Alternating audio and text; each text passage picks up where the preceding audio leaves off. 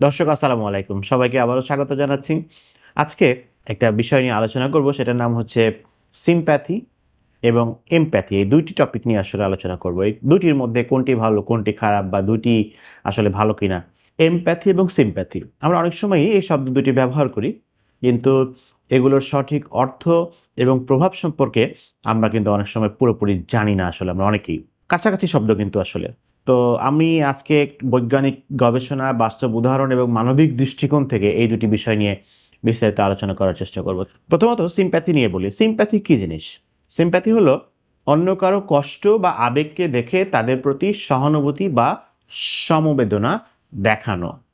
তবে এটি হচ্ছে যে দূর থেকে বা নিরাপদ অবস্থান থেকে করা হয়।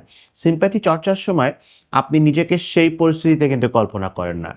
এটি আসলে এক ধরনের অনুভূতি প্রকাশ, যেখানে আপনি বলছেন যে তোমার জন্য আমার খারাপ লাগছে, কিন্তু সেই অনুভূতি নিজের মধ্যে আসলে আপনি গ্রহণ করছেন না। তার জাস্ট কাঁধে হাত রাখলেন, বা আপনি তার কান্না করছে একটু চোখটা মোছার জন্য একটু টিস্যু পেপার দিলেন। This is sympathy. আপনার বন্ধু পরীক্ষা খারাপ করেছে, আর আপনার মধ্যে সিম্প্যাথিক প্রতিক্রিয়া কি হবে? এবং তোমার জন্য খুব খারাপ লাগছে, দোস্ত তোর জন্য খুব খারাপ লাগছে, আশা করছি তো পরের বার ইনশাল্লাহ ভালো হবে। এই যে এখানে আপনি তার প্রতি সমবেদনা প্রকাশ করছেন, কিন্তু মানে হয়তো বা তার জায়গায় নিজেকে নিচ্ছেন না, এই গভীরে প্রবেশ করছেন না। এটা কিন্তু এমপ্যাথি হলে হইতো। এমপ্যাথি সম্পর্কে আমরা আসবো। আবার কোনো একটা সহকর্মী কর্মস্থলে মানসিক চাপ অনুভব করছে, আপনি প্রতিক্রিয়া দিচ্ছেন যে তোমার জন্য আমার মানে খারাপ লাগছে, আশা করছি তুমি ভবিষ্যতে আরও ইমপ্রুভমেন্ট হয়ে যাবে, আরও পারবা তুমি এই লস বা এই সমস্যাগুলো তুমি কাটিয়ে উঠতে পারবে। তো এখানে আপনি মানসিকভাবে সংযুক্ত হচ্ছেন না, কিন্তু তার প্রতি একটা সহানুভূতি দেখাচ্ছেন। কিন্তু এমপ্যাথি আর সিম্প্যাথির মধ্যে তাহলে পার্থক্যটা কি? সংযোগের গভীরতা হচ্ছে যে মানে এমপ্যাথি আমরা বলি যে অন্যের অভিজ্ঞতা মানসিকভাবে অনুভব করা, আর সিম্প্যাথি হচ্ছে দূর থেকে তাদের প্রতি একটা সমবেদনা দেখানো।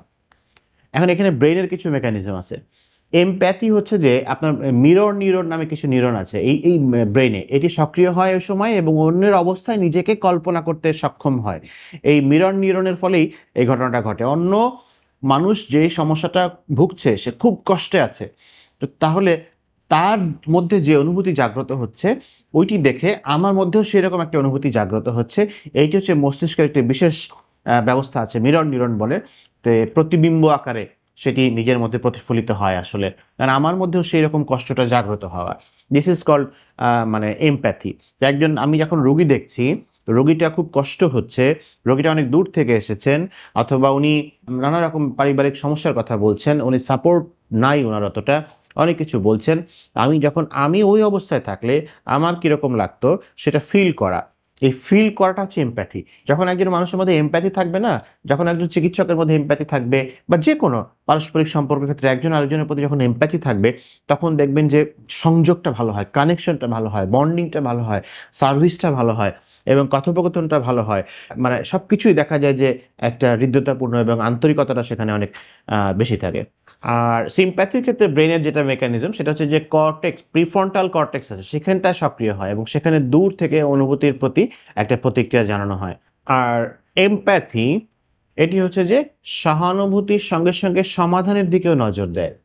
আর সিম্প্যাথি সাধারণত সহানুভূতির মধ্যেই শুধু সীমাবদ্ধ থাকে, বা শুধু করুণার মধ্যেই সীমাবদ্ধ থাকে। এখন আপনার বন্ধু যদি কোনো বড় ক্ষতির সম্মুখীন হয়, তখন আপনি এমপ্যাথি যদি থাকে তার প্রতি, তখন আপনি বলবেন যে আমি বুঝতে পারছি তোর কেমন লাগছে বা তোমার কেমন লাগছে, আমি যদি তোমার জায়গায় থাকতাম তাহলে আমিও এমনই অনুভব করতাম।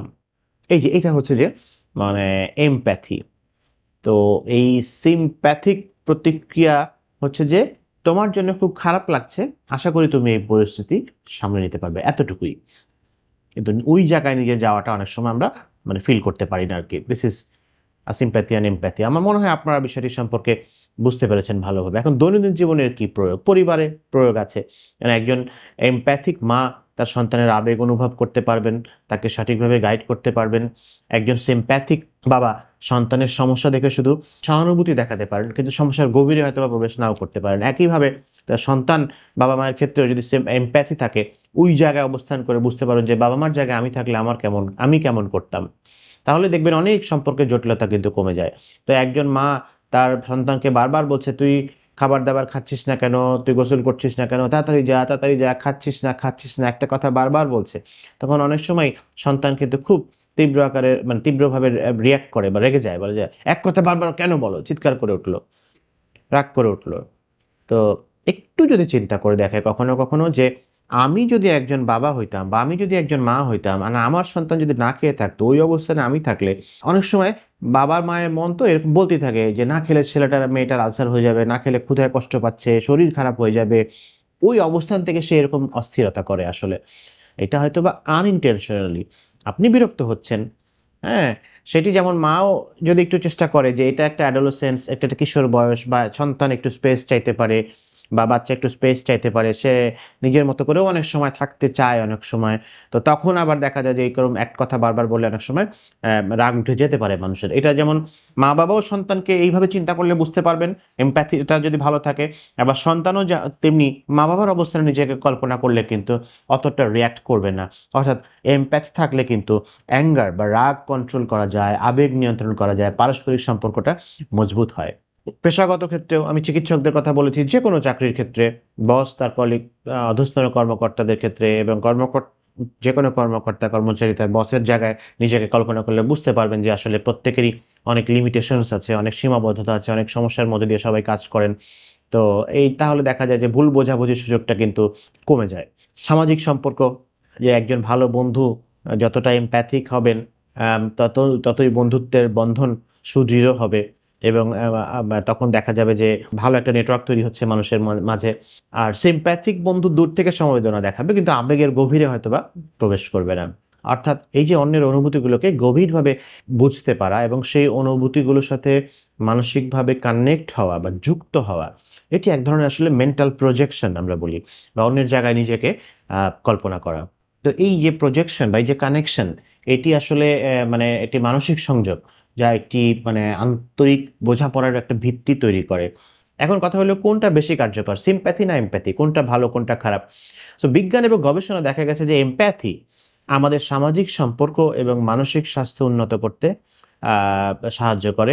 এটি সম্পর্কের উন্নতি করে। আমি কিছুক্ষণ আগেই বলেছি এবং ২০১৪ সালের journal of social and personal relationships, তো ওই জার্নালে দেখা গেছে যে এমপ্যাথিক ব্যক্তিরা তাদের পারিবারিক পেশাগত জীবনে মানে আরো ভালো সম্পর্ক গড়ে তুলতে সক্ষম এবং তাদের স্কিল, তাদের ক্যারিয়ার সবকিছুই তুলনামূলক ভালো হয়।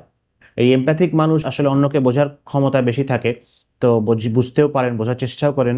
যার ফলে তাদের নিজেদের মানসিক চাপ সামাল দেওয়ার ক্ষমতা বেশি থাকে। অন্যের মানসিক চাপও তারা ভালো সামাল দিতে পারেন।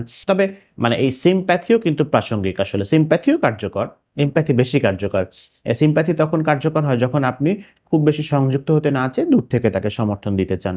দুটোর মধ্যে এমপ্যাথি আমরা বলব যে বেশি কার্যকর। সো বাংলা টার্মে আমরা বলি যে সিম্প্যাথি মানে হচ্ছে যে অনেক সময় আমরা বলি যে সহানুভূতি, আবার এমপ্যাথিকে অনেক সময় সমানুভূতি এরকমও অনেক সময় বলা হয়ে থাকে। এখন সিম্প্যাথিটা কিন্তু দেখাতে গেলে একটু সাবধান হতে হবে। আপনি একজনকে সিম্প্যাথি দেখাতে চাচ্ছেন, তখন অনেক সময় মনে করে যে আমাকে করুণা দেখাচ্ছে বা আমি এই সিম্প্যাথি চাই না। সব জায়গায় আবার সিম্প্যাথি দেখানোটা দরকার নাই আপনার। অনেক পার্সোনাল কিছু বিষয় থাকতে পারে, অনেক সেনসিটিভ কিছু বিষয় থাকতে পারে। মানে একজন মানুষের হয়তোবা সাম্প্রতিক তিনি একটা বিচ্ছেদের মধ্যে দিয়ে গেছেন। তো বা অথবা ধরেন যে তার খুব কাছের মানুষ মারা গেছেন, তাকে ছেড়ে চলে গেছেন। এই সময় খুব সেনসিটিভ এগুলো আসলে। আপনি কিভাবে সিম্প্যাথি দেখাবেন বা সিম্প্যাথি দেখানো আসলে দরকার আছে কিনা? যেমন একজন কাছের কেউ মারা গেছে, সিম্প্যাথি ওকে, এমপ্যাথিটা এখানে বেশি জরুরি কিনা? তার জায়গায় আপনি থাকলে আপনার কেমন লাগতো? একজন ডিভোর্স হয়ে গেছে, একজনের সন্তান হচ্ছে না দীর্ঘমেয়াদী। এখন তার জায়গায় আপনি থাকলে আপনার কেমন লাগতো? এখন আপনি যদি তাকে ওই সময়ে মানে এই রিলেটেড কথা বলার চেষ্টা করেন এবং কথা বলে আপনি বোঝাতে চাচ্ছেন আপনি খুব সিম্প্যাথি আপনার। কিন্তু এটা যদি বলেন কিভাবে বলছেন এটা নির্ভর করছে আসলে। আপনি যদি তাকে এই ধরনের প্রশ্ন করেন বা বলেন, হ্যাঁ? তাহলে অনেক সময় দেখা যায় এগুলো তার মধ্যে তাকে আরো ট্রিগার করতে পারে। তার মধ্যে আরো খারাপ লাগা বাড়াতে পারে। যে তার জন্য একটা খোঁচা হয়ে যেতে পারে বা তার জন্য কষ্ট হতে পারে। সো আপনি বরং এই সমস্ত ক্ষেত্রে এমপ্যাথি দরকার। তার জায়গায় আমি থাকলে আমিও হয়তোবা এরকম প্রশ্নটা আমার ভালো লাগতো না। এই ধরনের প্রশ্নগুলো আমি সহ্য করতে পারতাম না, নিতে পারতাম না। এইটা যদি আপনার ওই সময় যদি এমপ্যাথিটা থাকে, তাহলে হয়তোবা আপনি সিম্প্যাথি শো করতে চাইতেন না। সো এই যে এটা হচ্ছে যে সিম্প্যাথি এমপ্যাথির মধ্যে কম্প্যারিজন। তখন মানে আসলে সিম্প্যাথি সব জায়গায় কাজ করে না এবং সব জায়গায় দেখানো দরকারও নাই। কিছু, কিছু জায়গায় বরং দেখাতে গেলে ক্ষতি হয়। বরং এমপ্যাথি সবসময়ই আমরা বলি যে ভালো। তো এই সিম্প্যাথি এবং এমপ্যাথির মধ্যে আমরা ভারসাম্যটা কিভাবে হবে এটা দিয়ে আমরা শেষ করতে চাই। প্রথম বিষয় হচ্ছে যে অ্যাক্টিভ লিসেনিং, কারো কথা খুব মনোযোগ দিয়ে শোনা এবং তার অনুভূতি বোঝার চেষ্টা করা এমপ্যাথি বাড়ায়। দ্বিতীয় বিষয় হচ্ছে যে দৃষ্টিকোণ পরিবর্তন করতে হবে। অন্যের পরিস্থিতি বোঝার জন্য তাদের দৃষ্টিকোণ থেকে ভাবতে হবে। এখানে ওয়াইড দৃষ্টিকোণ থাকতে হবে এবং এখানে আসলে খুব ফ্লেক্সিবল হইতে হবে আপনাকে। সহানুভূতিতে সীমাবদ্ধ না থাকাটা জরুরি আসলে। আপনি শুধু সিম্প্যাথি দেখালেন তাহলে মানে কিন্তু অনেক সময় যেটা বলেন তাকে ট্রিগার করে ফেলতে পারে। আপনাকে অ্যাজ ওয়েল অ্যাজ সিম্প্যাথির পাশাপাশি একটু এমপ্যাথিও দেখাতে হবে। তাহলে দুটার মধ্যে ভারসাম্য আসবে, ব্যালেন্স আসবে। যেকোনো একদিকে হেলে পড়লে বিপদ আছে। এর সাথে সুরক্ষিত রাখতে হবে। এমপ্যাথি চর্চার সময় নিজের আবেগকে অতিরিক্ত জড়াতে আমরা মানা করি। তাহলে আবার বার্ন আউট হয়ে যায়। যেমন আমি পেশেন্ট দেখছি, আমি অনেক মানুষের দুঃখ কষ্ট শুনছি বা তখন আমি প্রত্যেকের দুঃখে আমি ঠিকই কষ্ট পাচ্ছি। কিন্তু যখন আমি অতিরিক্ত ইনভলভ হয়ে যাব, এটা বৈজ্ঞানিক গবেষণার ফলাফল যে দিনরাত যদি আমি সেই দুঃখ নিয়েই থাকি, আমি সবার দুঃখ নিয়ে যদি আমি সারাদিন থাকি, তাহলে আমার কষ্টে, কষ্টে আমি তো নিঃশেষ হয়ে যাব। আমার তো আর বাঁচার উপায় থাকবে না। আমি তো ট্রমাটাইজড হয়ে যাব। আমি তো আর মানুষকে সেবা দিতে পারব না। সো একই সাথে অন্যের কষ্টে ঠিকই কষ্ট পাবো, কিন্তু ওই যে অতিরিক্ত ইনভলভমেন্ট অনেক সময় আমাকে ক্ষতি করে ফেলতে পারে। সেটা যে কারো ক্ষেত্রে প্রযোজ্য। সেটা আসলে একটু ব্যালেন্সটা এই জন্য খুব বেশি জরুরি। তাহলে আমরা এই সিম্প্যাথি এবং এমপ্যাথির মধ্যে আসলে পার্থক্য করার চেষ্টা করেছি। আশা করি আপনারা এটা বুঝতে পারবেন এখন এবং আপনাদের ব্যক্তিগত জীবনে, সামাজিক জীবনে সব জায়গায়, পেশাগত জীবনে সব জায়গায় আপনারা এখন এটাকে ভালো করে প্রয়োগ করতে পারবেন এবং চোখ কান একটু হলেও আমার ধারণা খুলেছে যে কখন কোনটা করা উচিত, বলা উচিত বা বলা উচিত না। এগুলো আসলে সমাজকে আরও মানবিক এবং সংবেদনশীল করে তোলে এবং অন্যের অনুভূতিকে বুঝতে সাহায্য করে এবং একই সাথে নিরাপদ দূরত্ব থেকে কীভাবে মানুষের সাথে মানুষের অনুভূতিগুলোকে সম্মান জানানো যায় বা অনুভূতির প্রতি সংবেদনশীল হওয়া যায়, সেটাও এই দুটো সিম্প্যাথি এবং এমপ্যাথি শেখায়। তো আপনাদের জন্য আবারও শুভকামনা।